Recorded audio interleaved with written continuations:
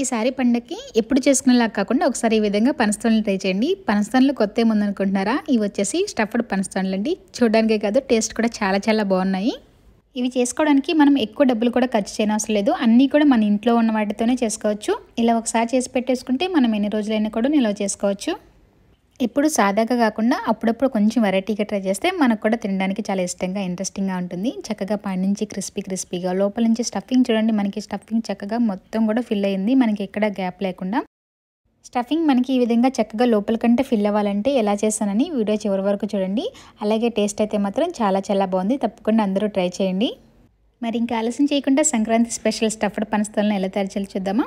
Hello అండి, welcome back to my channel cook with Shravani. ఈ stuffed పనస్తోలను recipe చేయడం కోసం ముందుగా పిండిని రెడీ చేసుకుందాం. దానికోసం 2 కప్పుల మైదా తీసుకోవాలి. మీరు మైదా బదులు గోధుమ పిండితో అయినా చేసుకోవచ్చు. అలాగే కొంచెం ఒక 1/2 స్పూన్ వరకు సాల్ట్ వేసుకోవాలన్నమాట. పై పిండి మరీ చప్పగా లేకుండా ఉంటుంది. అలాగే ఒక 1/2 కప్పు వరకు మనం కరగపెట్టుకున్న బటర్ వేసుకోవాలి. జస్ట్ అలా 1 నిమిషం పాటు మనం స్టవ్ మీద పెట్టామంటే జస్ట్ కరుగుతుంది, వేడిగా అయితే లేదు. ఒకవేళ మీ దగ్గర బటర్ లేకపోతే కనుక మనం ఇంట్లో రెగ్యులర్గా వాడుకునే నూనెని కాస్త గోరువెచ్చగా అయ్యే వరకు వేడి చేసుకుని ఆ తర్వాత మిక్స్ చేసుకోండి. ఇప్పుడు ఈ బటర్ని పిండికి బాగా పట్టించుకోవాలి. చూడండి, ఈ విధంగా మనం 2 చేతులతో బాగా మర్దన చేస్తే మనకి పిండి అనేది చక్కగా గుల్లగా తయారవుతుందనమాట. చూడండి, ఇలా ముద్ద కడుతుంటే మనకి రావాలి. ఇప్పుడు దీనిలో 3/4 కప్ వరకు వాటర్ తీసుకుని నీళ్ళని కొంచెం కొంచెం వేసుకుంటూ మనం మిక్స్ చేసుకోవాలి. ఒక్కొక్కసారి మనకి కాస్త ఎక్కువ తక్కువ అనేది పడతాయి అనమాట. సో అందుకని నిదానంగా కొంచెం కొంచెం నీళ్ళు వేసుకుంటూ మనం పిండిని ఈ విధంగా బాగా మిక్స్ చేసుకోవాలి. సో చూసారు కదా, పిండి మనకి మరీ గట్టిగా అలాగని మరీ లూజ్గా కాకుండా మనం నార్మల్ చపాతీ పిండిలాగా ఉండాలన్నమాట. ఇప్పుడు దీనిని మనం ఒక 10-15 నిమిషాల పాటు రెస్ట్ ఇద్దాం. ఈలోపు మనం మిగతా ప్రాసెస్ చూద్దాం. ఇప్పుడు మనం స్టఫింగ్కి ప్రిపేర్ చేసుకుందాం. ముందుగా ఒక ప్యాన్ పెట్టుకొని దీనిలో ఒక 2 స్పూన్ల వరకు మనం నువ్వులు వేసుకోవాలి.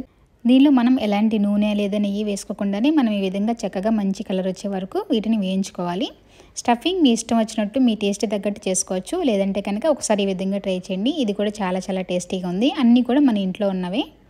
ఇప్పుడు దీనిలో 1 కప్పు వరకు మనం పల్లీలు వేసుకోవాలి. ఈ వేరుశనగ గుళ్ళు కూడా హెల్త్కి చాలా మంచిది. అందులోనూ అందరికీ కూడా తెలిసిన టేస్టే అనమాట. సో అందరిలో కూడా మనకి జనరల్గా ఎక్కువగా ఉంటాయి. మనం చట్నీలు అవి చేస్తూ ఉంటాం కదా.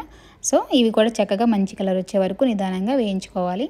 అలాగే మీ దగ్గర ఉంటే కనుక ఈ విధంగా కొంచెం జీడిపప్పు అలాగే బాదం కూడా తీసుకుని ఇవి కూడా 2 మంచి కలర్ వచ్చే వరకు మంచిగా రోస్ట్ చేసుకోవాలి. ఇప్పుడు అదే ప్యాన్లో 1 స్పూన్ వరకు నెయ్యి వేసుకుని దీనిలో ఒక 3 స్పూన్ల వరకు ఉప్మా రవ్వ వేసుకోవాలి.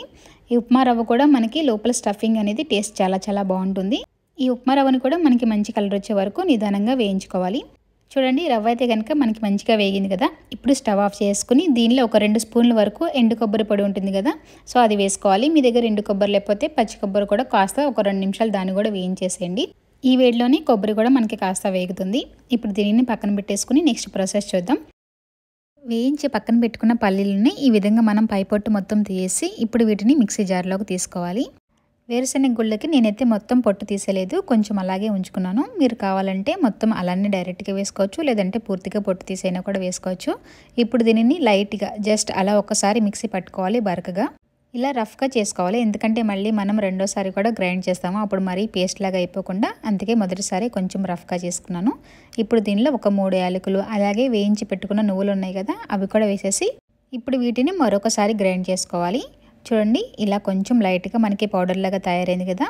ఇప్పుడు దీనిలో 3/4 కప్పు బెల్లం వేసుకోవాలన్నమాట. నా దగ్గర బెల్లం పౌడర్ ఉంది, అది వాడుతున్నాను. లేదంటే నార్మల్ బెల్లాన్ని చక్కగా చిన్నగా తురిమి లేదంటే చిన్న ముక్కలుగా చేసైనా కూడా ఈ విధంగా గ్రైండ్ చేసుకోవాలి. చూడండి, ఇప్పుడు మనకి కాస్త ముద్ద కడుతుంటే వస్తుంది, కానీ మరీ అంత పేస్ట్ లాగా లేదు కదా. ఇప్పుడు వీటిని పక్కన పెట్టుకుని మనం ముందుగా వేయించి పెట్టుకున్న జీడిపప్పు అలాగే బాదం ఉన్నాయి కదా, కావాలంటే వీటిని కూడా డైరెక్ట్గా మిక్సీలో వేసి మనం పౌడర్ లాగా చేసుకోవచ్చు. లేదు మనం తినేటప్పుడు కాస్త కొంచెం పలుకుగా తగలాలనుకుంటే ఈ విధంగా చిన్న చిన్న ముక్కలుగా చేసుకోవాలి. మరీ పెద్దగా ఉన్నా కూడా మనకి స్టఫింగ్లోంచి బయటకు వచ్చే అవకాశం ఉంటుందన్నమాట. సో ఈ విధంగా మనం ఫైన్గా చాప్ చేసుకోవాలి. ఇప్పుడు మనం ముందుగా పక్కన పెట్టుకున్నాం కదా ఉప్మా రవ్వ అలాగే కొబ్బరి పొడి వేసింది. ఇప్పుడు దానిలోనే మొత్తం మిక్స్ చేసుకుంటున్నాను. మనం గ్రైండ్ చేసుకున్నవి అలాగే కట్ చేసి పెట్టుకున్న నట్స్ ఇవన్నీ కలిపేసి ఒకసారి బాగా మిక్స్ చేసుకోవాలి. ఇప్పుడు చూడండి, మనకి ముద్ద కడుతుంటే కొంచెం లైట్గా వచ్చి విరిగిపోతుంది కదా. అందుకని దీనిలో కొంచెం కాచి చల్లార్చిన పాలని కొంచెం కొంచెం యాడ్ చేసుకుంటూ మనం ముద్దలాగా చేసుకోవాలి.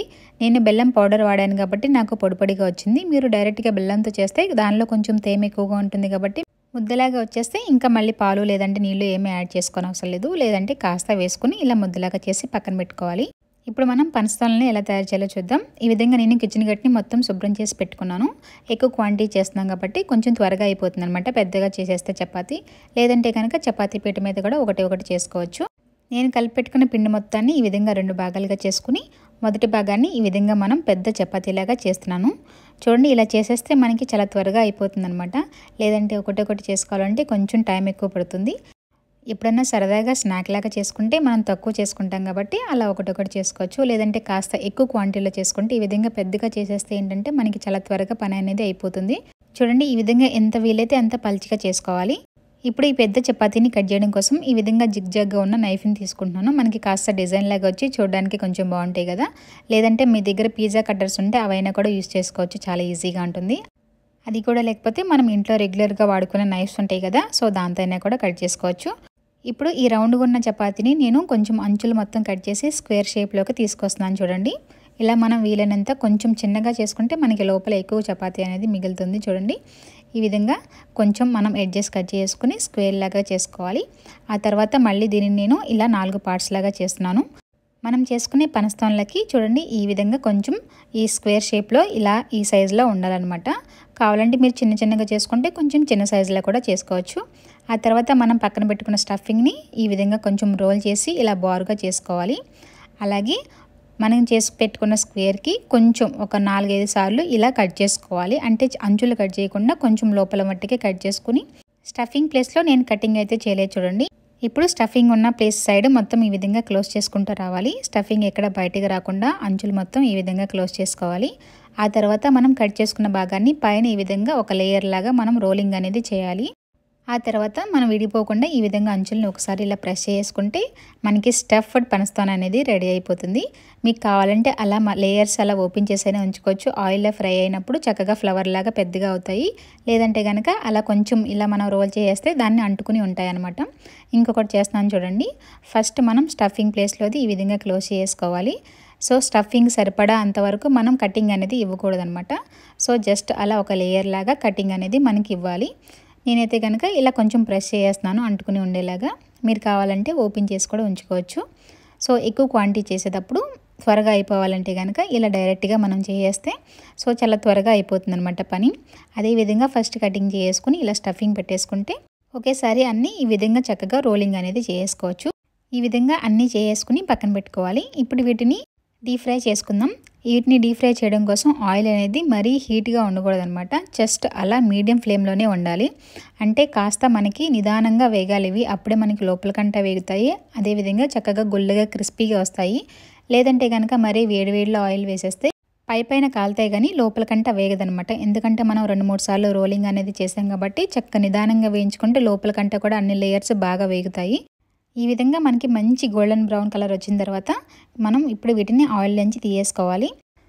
మరి వేడివేడి ఆయిల్ వేసేస్తే పూరి పొంగినట్టు పొంగిపోతాయి అనమాట. సో అందుకని కాస్త నిదానంగానే వేయించుకోవాలి వీటిని.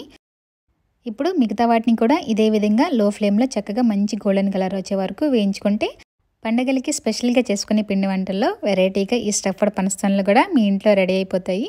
ఈ సంక్రాంతి పండగకి మీ ఇంట్లో చేసుకునే పిండి వంటల్లో దీన్ని కూడా కలిపేయండి.